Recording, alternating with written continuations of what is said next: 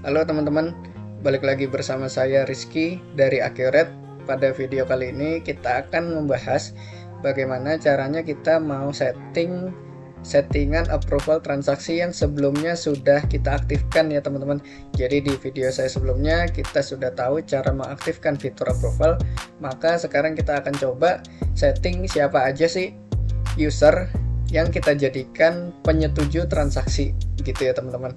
Nah, lalu kita sekarang mulai aja untuk tutorialnya, masuk ke pengaturan, lalu di sini ada fitur penyetuju transaksi.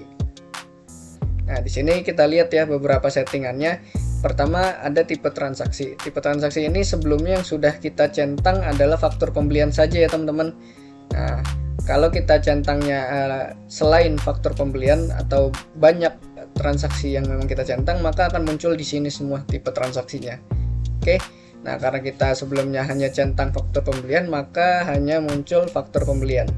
Oke, selanjutnya adalah syarat minimal nilai. Adalah syarat minimal si transaksi ini harus melalui persetujuan atau approval. Contoh, misalnya kita akan isi syarat minimalnya adalah 100.000 ya teman-teman.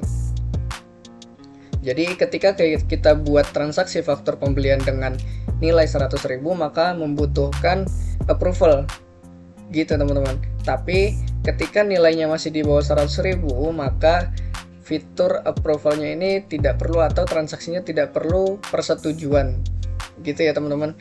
Selanjutnya ada pembuat transaksi. Nah, ini kita bisa pilih user siapa aja yang akan membuat transaksi dari faktur pembelian yang perlu di approve. Nah, kalau usernya udah banyak, ini akan muncul semua di sini ya teman-teman. Oke. Selanjutnya ada disetujui oleh. Nah, ini adalah juga user yang memang kita akan tunjuk sebagai penyetuju transaksi. Biasanya ini divisi terkait ya teman-teman, atau mungkin atasan, usernya atasan gitu ya. Maka kita akan pilih di sini. Seperti itu teman-teman. Disetujui oleh si user A misalnya, maka kita pilih di sana. Ini karena baru ada user saya, maka pilih user saya sendiri. Nah, ini ada selanjutnya pengaturan atau settingan dengan syarat. Nah, di sini ada 3 pilihan ya teman-teman. Yang pertama, ada salah satu pengguna setuju. Jadi ketika disetujui olehnya ini ada banyak user, dengan kita pilih syaratnya ada salah satu pengguna setuju, contoh disetujui oleh usernya ada 3 atau lebih ya teman-teman. Ketika salah satu user yang sudah kita tunjuk sebagai si penyetuju transaksi sudah mengapprove transaksi kita, maka faktur pembeliannya bisa kita lanjutkan untuk step selanjutnya gitu teman-teman maksudnya. Oke, selanjutnya ada disetujui minimal 2 pengguna. Nah, ketika si penyetuju transaksinya ada banyak, lebih dari 2 atau 3 dan sebagainya, maka ketika kita pilihnya disetujui minimal 2 pengguna, maka harus ada minimal 2 user yang menyetujui atau mengapprove transaksi faktur pembelian kita. Baru nanti setelah itu faktur pembelian yang sudah kita buat bisa dilanjutkan ke step selanjutnya. Seperti itu teman-teman. Selanjutnya ada semua pengguna harus setuju. Nah, ini pilihan yang ketiga.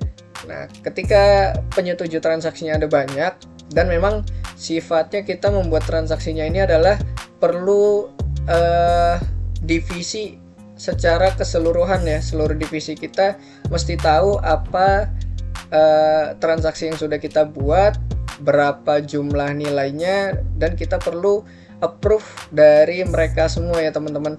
Maka pilihannya adalah yang disetujui, pilihannya adalah semua pengguna harus setuju. Seperti itu.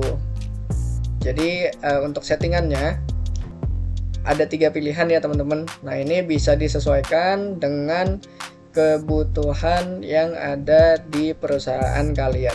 Seperti itu. Nah, untuk pembuat transaksi ini sifatnya tidak wajib diisi ya teman-teman. Ketika kita tidak isi, maka si pembuat transaksinya adalah semua user yang membuat transaksi yang perlu persetujuan atau approval atas pembuatan faktur pembelian. Gitu ya teman-teman. Jadi setelah itu langsung bisa kita simpan. Oke. Nah, ketika sudah kita simpan, balik lagi kita bisa masuk ke faktur pembelian. Kita coba untuk simulasi sedikit. Nah, ketika kita coba input harganya 90.000 ya teman-teman, tanpa melewati batas yang tadi sudah kita buat adalah 100.000. Nah, maka di sini walaupun ada pilihan untuk ajukan persetujuan, tapi nanti ketika praktek transaksi tersebut tetap bisa dilanjutkan ke step selanjutnya, yaitu untuk pembayaran pembelian gitu teman-teman. Bedanya ketika nanti kita transaksinya ini lebih dari 100.000, contoh 200, lalu kita lanjut. Nah, ini tetap akan muncul untuk ajukan persetujuannya, cuma bedanya adalah si faktor pembelian ini benar-benar harus dilakukan approve dari si penyetuju transaksi yang sudah kita setting sebelumnya, gitu teman-teman bedanya. Oke, jadi untuk setting siapa aja penyetuju transaksinya, siapa aja usernya, berapa nilai transaksi yang harus ada approvalnya, cukup mudah dan cukup simpel ya teman-teman. Nah, dari saya cukup sekian. Terima kasih sudah menonton videonya. Sampai jumpa di video berikutnya.